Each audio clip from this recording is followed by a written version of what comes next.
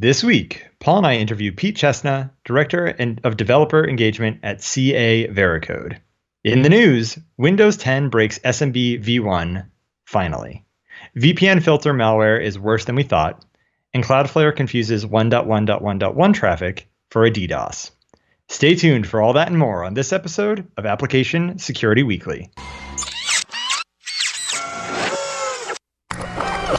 This is a Security Weekly production.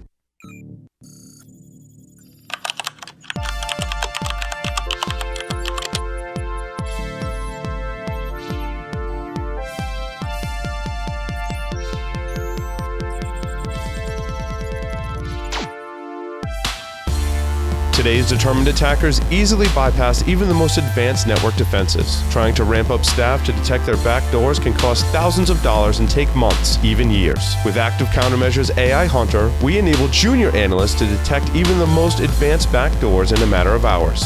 Sign up for a demo and purchase our product today by visiting activecountermeasures.com/ASW. Active Countermeasures. Make every analyst a hunter.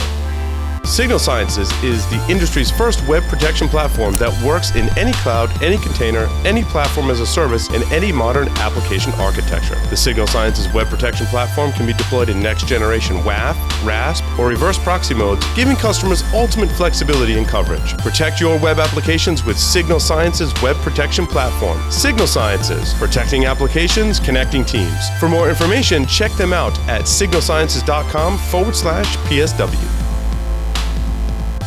Welcome, everyone, to episode 19, our 20th episode of Application Security Weekly. I am, of course, your host, Keith Hoodlet, and I'm excited to be joined by my timeless co-host, Paul Asadorian. Hey, what's going on, Keith? How are you? I'm very well, Paul. How are you? I'm doing good, thanks. Doing good. Oh, so there was no water or other beverages in the fridge other than, I think it was Sam's Gatorade, and I dare not steal Sam's Gatorade, so all that was in there was beer. So I'm going to have a beer. This is going to be a very interesting episode. And I just want to say, Pete, this doesn't normally happen, but I just want to welcome our guest for the show today, Pete Chestna, again, Director of Developer Engagement at CA Veracode. At the time, I don't think it was Developer Engagement when I was at Veracode. It might have been, and I just never recognized the title on your door, Pete. But when I was at Veracode, I worked with a team that I got a chance to meet and talk to Pete on a pretty regular basis. Had some really great posters in his office, by the way.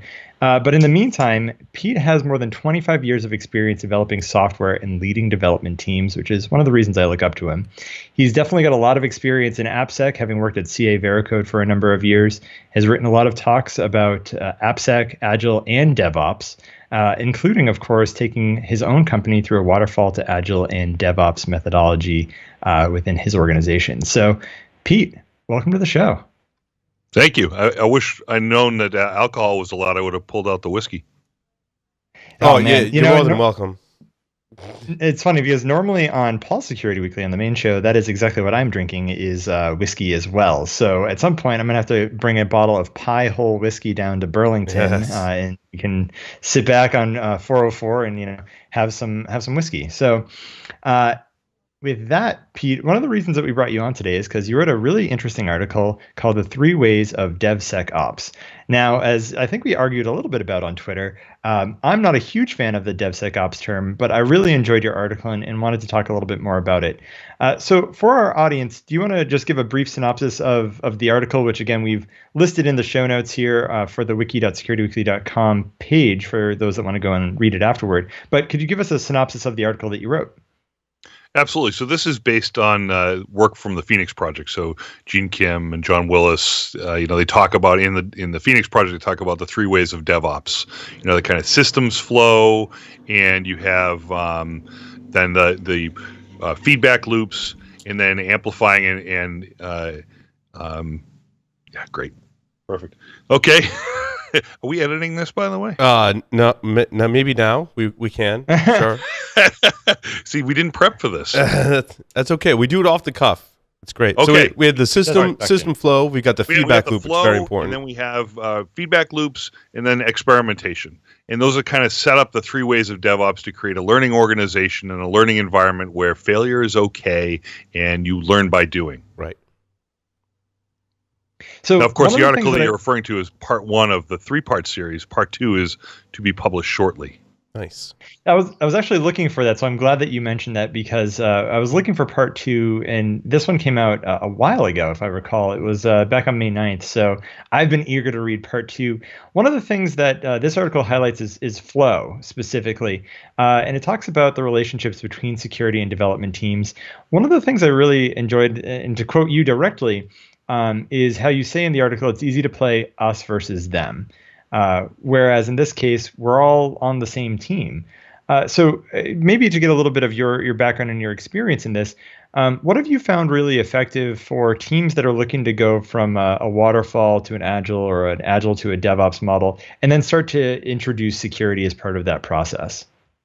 So part of this is goal alignment, right? So if you talk about what developers feel like they're accountable for in the waterfall methodology, it was strictly about writing code. When I put my pencil down when I'm done coding, and then I chuck it over the wall, and it's somebody else's problem. It was all about delivery, right? I remember Right. that vividly being as part of a waterfall development team. It was all about, hey, we made a release, and like literally, Pete, myself, I was a sysadmin security person, and like they would go out for an extended lunch with beers.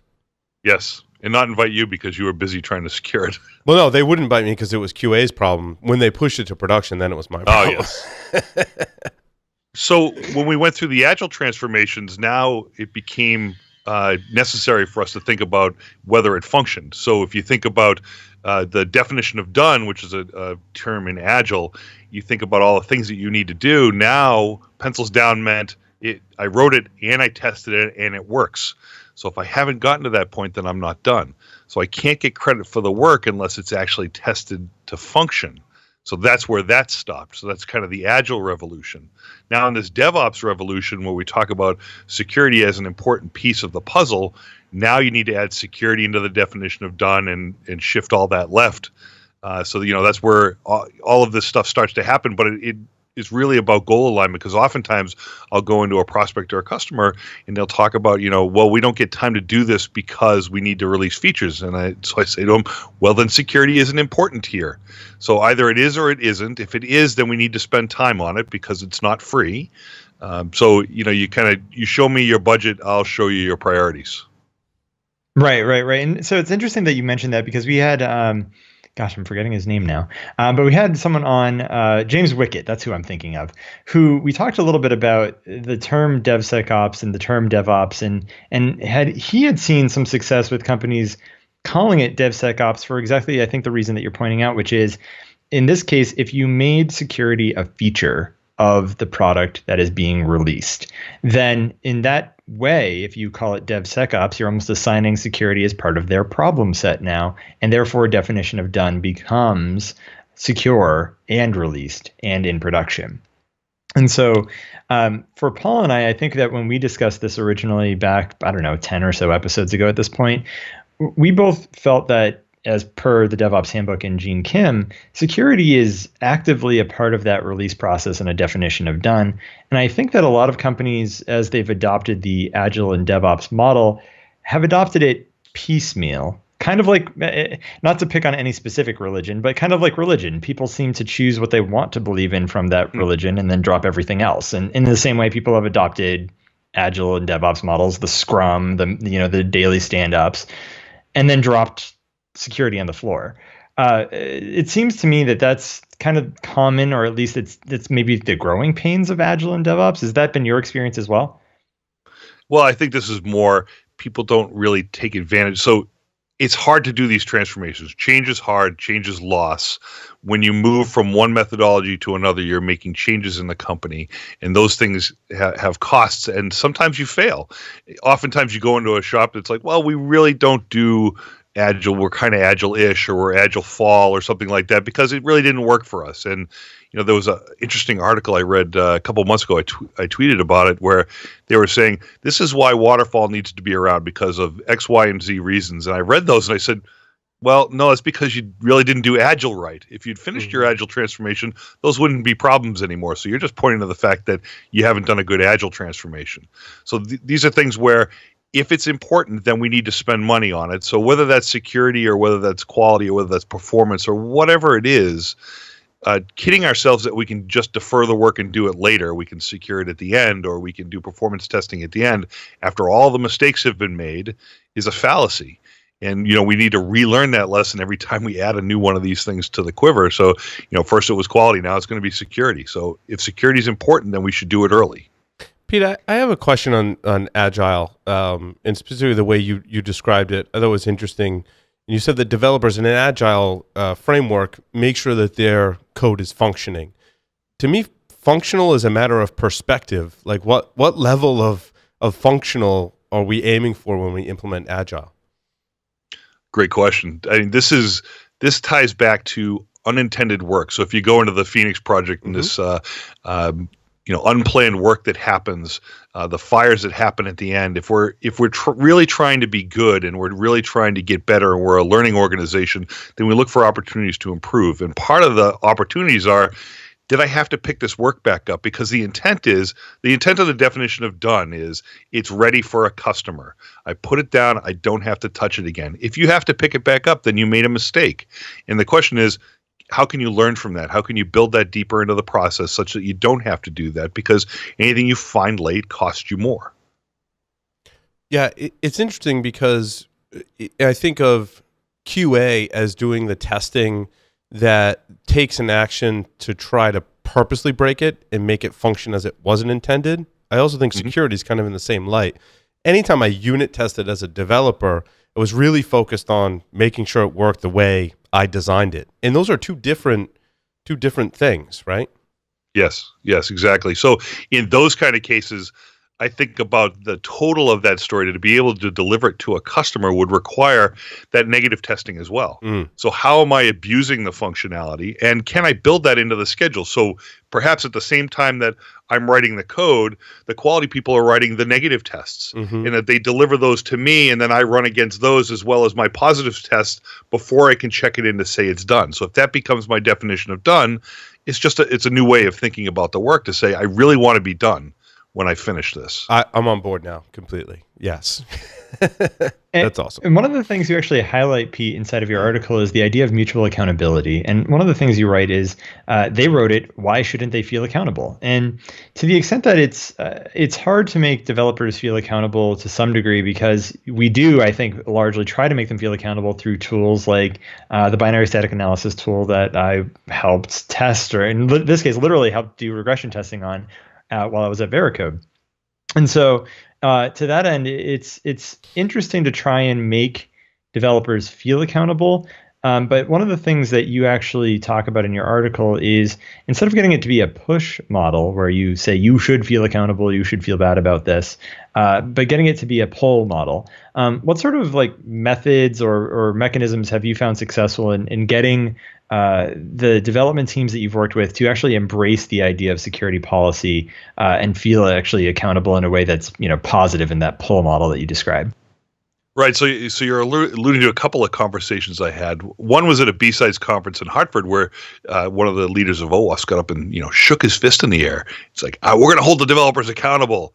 I was like, that gets you to compliance, and compliance sucks. We all know that forcing something on someone means they're going to do the absolute minimum and they're going to get it out of the way.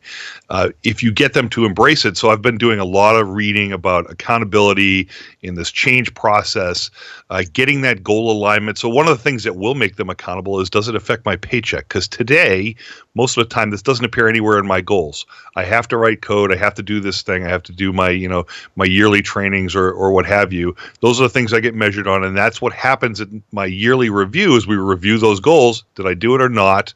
To what degree did I do it? I get 80% of my bonus. I get 90% of my bonus. I get 100% or 120% of my bonus, depending on how I did against those goals. So my desire is to do the things that impact my life directly, and that comes from my yearly goals. So if you don't bake that in, then it becomes an afterthought. It's something that they do later, or maybe don't do at all. If you don't measure that all the way up the food chain. So I was in a conference in New York, a cybersecurity conference. I was talking to a CISO. I said, look, if you sat down with your CIO and went to the CEO and said, hey, we're going to be measured on security. We care about secure outcomes, and we're going to report to you every week. If you start to see things that aren't going in the right direction, if you're getting worse instead of getting better, they're going to start to ask questions, and then those questions start to roll downhill.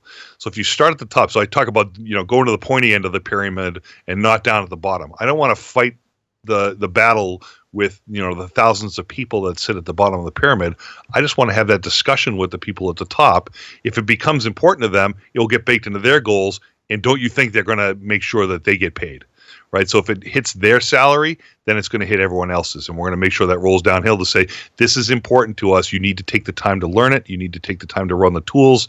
You need to take the time to embrace this as part of your responsibility, because no one walks into a job today as a software engineer and doesn't think that their code doesn't have to function out of the box, doesn't think that they don't have to write unit tests anymore. In the old days, you never wrote unit tests. There were those very few that were so conscientious they had to do it.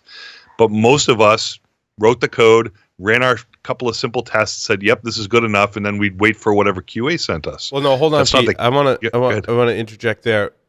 When developers think of unit testing, you think, "Hey, it compiled. That was our unit test." Yes.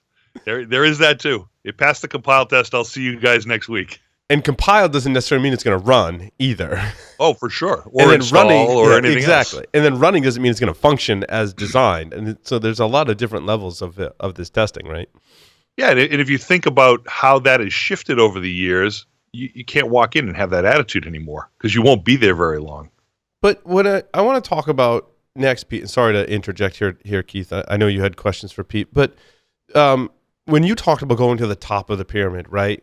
I think that trickles down into some of the even higher level people in development that someone or collectively you decide as a development group what breaks a build. And that could be something as small as this line of code didn't have a comment, and it can be as large as there was a really easy to exploit buffer overflow that you just introduced into the code or some other thing. How do you recommend people manage, look at risk for their organization and translate that into, hey, what stops the build process? Great question. So the key is to tell them what and not how. You need to release a secure product, and we're not going to let you go because we're going to give you extreme clarity on here's where the bar is set, and here are the tools that you need to measure that. And if we provide them the training to do it right, they're going to eventually get themselves to shift left. You need to let them make the mistakes. You need to let them learn. It's a process. It takes some time. A high-functioning team will start, let's say, if you're a greenfield project, one of the things that we did when we built our first microservice at Veracode is we said, hey, you know what? The bar is you can't regress code coverage. So if you add more code, you have to add more tests or else that is going to fail. It became a way to think about how we set that bar. So what I would want to do is say, all right, you can't get through the cab if, let's say, we have a cab or some other checkpoint policy that says, did you pass policy? If not, you can't release. Well, guess what? Eventually, they're going to say, hey, can you turn that on so that way a developer can't check in insecure code because we're kind of sick of that. We've passed policy. We're green now. Let's keep it green. So one of the things that I think is changing with the advent of DevOps, and I'd like to get your thoughts on this, Pete, is the idea of security as the pull model, right? So now, to some degree, you can or need to be prescriptive depending on the risk-based approach to the application, right? Is it publicly facing, and is it your key revenue-generating application? So like Amazon.com being an example. So other than those situations where you can be a pull model, I like to think of as security as being like the wind. And by that, I mean, they have an effect on the environment around them, but you can't ever look directly at security and say, that's security. So when they check in a piece of code, it does static analysis. When they try to, go ahead and build it out for QA testing and regression testing and integration testing, they also get security checks as part of that. And then working through that build process of determining what goes and what breaks and causes that developer to go back and fix things. To the extent that Agile, at least at first, needed to have a security practitioner in place to write malicious user stories or come up with architectural things that needed to be done to make sure that it was actually secure. How do you see DevOps, and perhaps even if we call it DevSecOps, changing that dynamic where now you've got to be a one-to-many security practitioner as opposed to a one-to-one, like embedded security practitioner inside of that Agile team? Yeah, so the only way to do that today is to do that through something called security champions, where, it's funny, I asked this question to security professionals, like, there are, let's say, a dozen formal meetings of Agile in a week or in a sprint. And there are hundreds of opportunities where we talk about code, we talk about writing code, we talk about testing code, we talk about the product itself, all those opportunities to talk about the product and the problem. Where is security and all that? And the question is, where can we find people that are already in all those meetings? Because you can't hire enough of them. First of all, they don't exist. Second of all, you couldn't afford them. It just wouldn't make any sense. So what you do is you take one or two, I like two because I hate bus factors of one, of those developers from those teams, and you uptrain them on security. And you start really small. You start with some basic checklists of, here's the things that we need to be thinking about. If it's not on this checklist, then I need you to come talk to me. So real easy decision trees, and you train them up over time. You get them to the point where they can maybe even do secure code reviews. Maybe they can do some threat modeling. But those are skills and muscles that you need to build in that team. So the more that you can do that, the less you have to be involved in the tactical portion of this. You are the strategic guy. You're the one that's setting the kind of the horizon. Here's what great looks like. And I'm going to get together with these people. And we're going to do like birds of a feather meeting to talk about the problems that we're having. How do we get after them? And, this idea of continuous training. And now you have that voice of security in the room all the time. And, one of the keys to that is to find someone that is influential. So it has to be someone, when they open their mouth and say, hey, what about security for this new endpoint or this new architecture? Has anyone looked at that? And you don't want people to just walk by that comment. You want them to all stop and say, yeah, you're right. We should probably do that. But again, this goes back to that idea of mutual accountability. If the development team does not feel responsible for doing security, then they're not going to. So you have to bake that in. It's funny that you mentioned that, because I like to call such people as being cyber curious. I like to arm them with things like the Web Application Hackers Handbook, give them a lot of support, and then be a mentor, more or less, is kind of the way that I think of it from a security practitioner. What are some of the things that, if you're a security team today and you've identified maybe one or two or a dozen security champions in your development side of the organization, what are some of the things that you actually recommend that those security practitioners do to nurture and help those people grow as security professionals inside of their development organizations? Yeah, so I like what you started with, but we want to make it more formal, right? There's a list that we want to look at. If if it touches one of our critical controls, then you need to come talk to me, and we need to have a conversation. If it's basic things, then we can run it through static analysis. Maybe it's something that I want to make sure that we run dynamic analysis against, or we want to do some threat modeling on. We also do weekly capture the flag exercises. Teach them how to hack. If you teach them some of the tools and techniques to break into web applications, now of course you got to put the guardrails on, like, hey guys, don't do this at home on stuff that you're not allowed to. But hacking on your own stuff, this becomes almost fun for them. It's like, oh, I didn't know you could do that. Isn't this awesome? So that's kind of stirs their curiosity. And if you have those kind of guided exercises on a frequent basis, and open it up to everybody. So it starts with security champions. You give them that basic training and those checklists. Then we start to capture the flag exercises. And isn't this fun? And there's a buzz. You do it in a public space. Open it up to everybody. Then people start to sit down and say, oh, show me these tools. How does that work? Why did you get into that site? How did you dump those tables? Awesome. Paul, I don't know if you have any other questions. I do have my 5 questions. So I guess in closing thoughts, I want to talk about regression testing. It might be a long closing thoughts, Keith. So I think people have, and especially those in security, like, what is regression testing? Why do we need it, and what is it? And the follow-on to that is, we've seen so many projects, in fact, this week we're talking about Firefox, that had fixed the security vulnerability, and then magically, it's been reintroduced. And how can we use regression testing to fix that? So that is part of good hygiene. One of the things as a high-functioning team that you want is that attitude that if I have to fix something, part of that fix also requires me to add a new test to prove that it works, to prove that it didn't break. So you kind of run the test to make sure that it breaks in the current implementation. You make the fix, you rerun the test, and the test should pass. This is part of your good hygiene of how you should run development and how you react to those things, because you're right, regression testing is absolutely critical. If that's something that was a logic error or something that had to be contrived and you had to run a bunch of simulations or stuff to make that happen, then how are you going to make sure that that doesn't recur? Because that's not something you caught through static analysis, for instance. But now, is that a principle of Agile? And I really like it. Is that like once you fix something, you should write some code to test for it and keep that test suite in place till the end of time, right? Yeah, so you actually write the test first. So I get a bug, fine, I'm going to write a test that tests for that and makes that happen. Once I do that, then I write, this is almost like test-driven development, but for a bug fix. So I write the test, it fails. I change the code, I rerun the test, it passes, I'm done.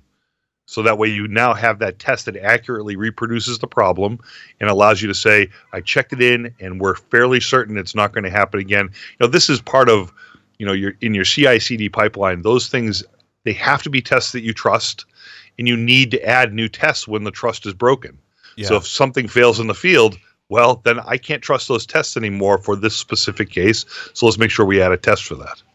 Yeah, and I can imagine that the code base will reach a point where those tests are not applicable, or they're basically a false positive because you've changed so much logic and code in the code base. So every once in a while, you got to go back and restructure your tests, right?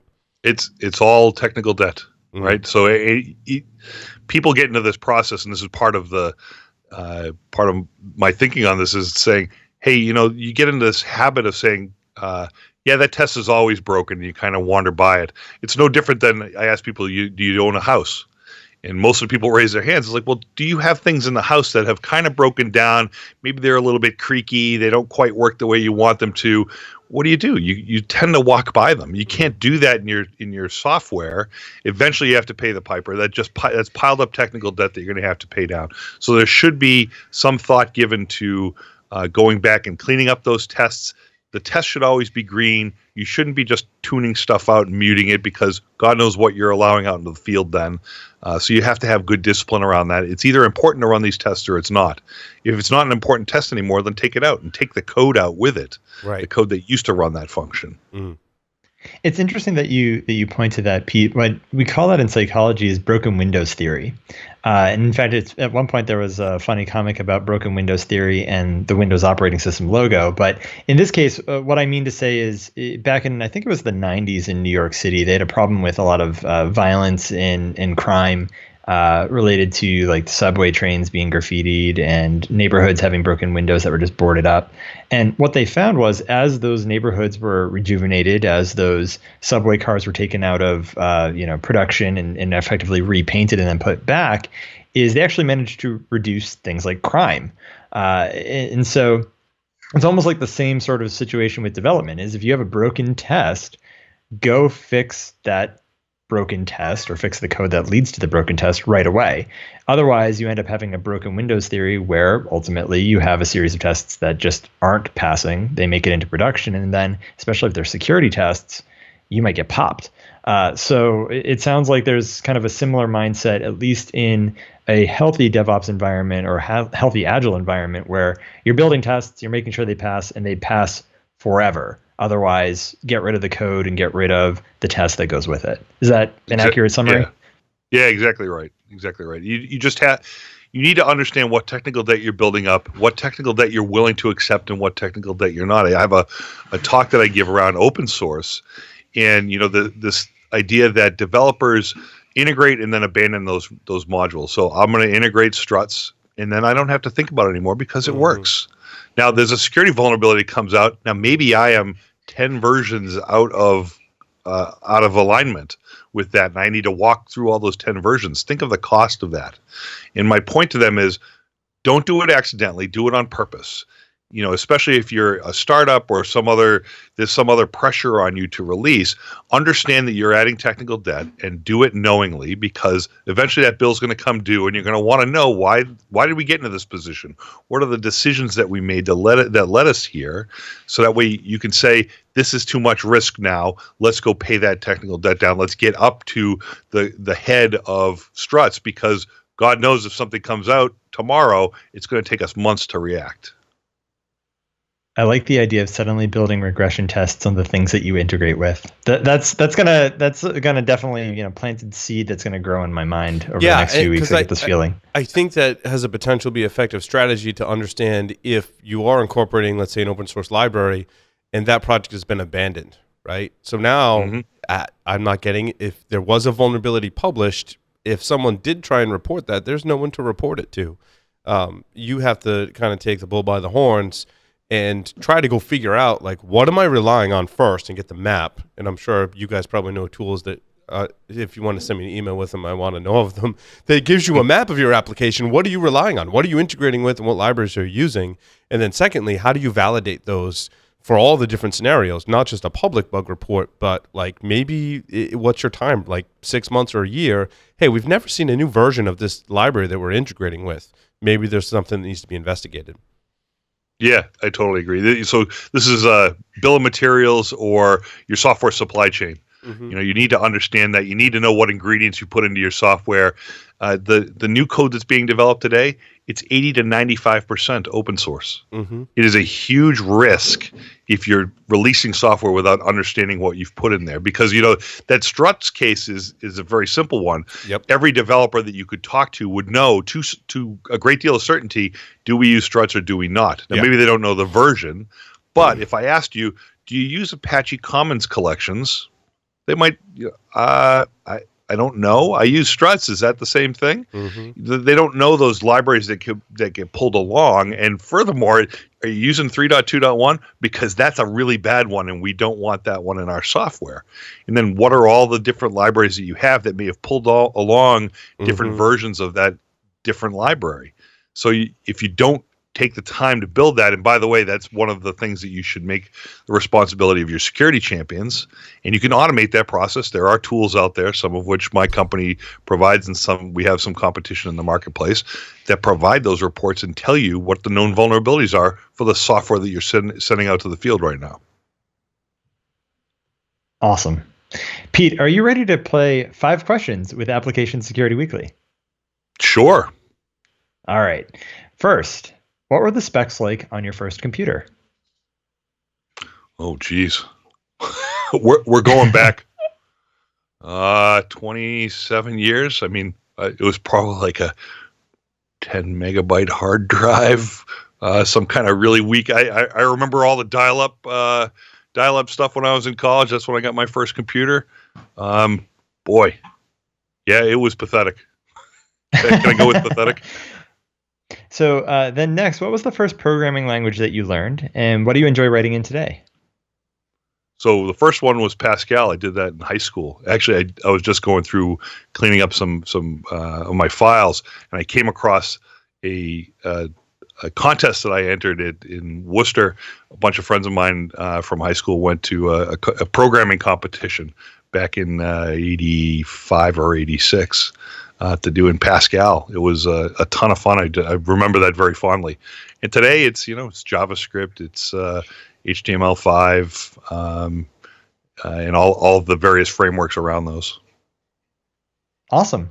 So the age-old question that I have to ask is Vim or Emacs? Emacs. Wow. Again, it's one of those things you don't really have to think about, right? Right. So it's funny because everyone we've had on the show so far was Vim people. Well, I was just starting to like you too, Pete. Yeah, I'm sorry. Yeah, now we're in the religious war. That's it. So from there, for all of the things that you see today, especially at CA Veracode, what are the programming language or languages that you would recommend people ramping up on today that perhaps are more prevalent? Well, the majority of what we see is .NET and Java. You see a lot of the new JavaScript frameworks coming out. People are really gravitating towards those quite a bit. So you've got Node and all the client side frameworks around those. That's really where the majority of the effort that we see, at least out of large enterprises. Gotcha.